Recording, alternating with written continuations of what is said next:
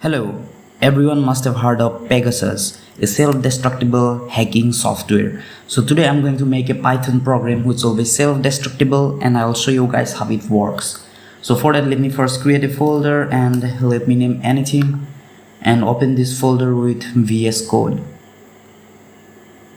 So this is a particular folder, and here we're going to create a file, a Python file, and going to give the name dest.py or any name that you want to give. So this will be the particular Python file, and here we are going to write the code.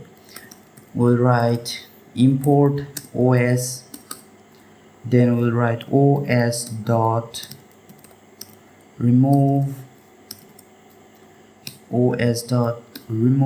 then the name of our file that we're going to remove .py. So let me first show you a thing. So this was our folder, and you can see when I open this folder, here is the Python file that we have created. Now when I run my Python program, that file will get deleted. So let me run it. So run Python file in terminal. Okay, I have run the file, and now I'll show you.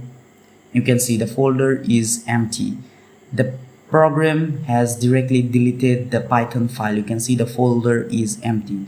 So that's how Pegasus works. That's how self-destructible softwares work.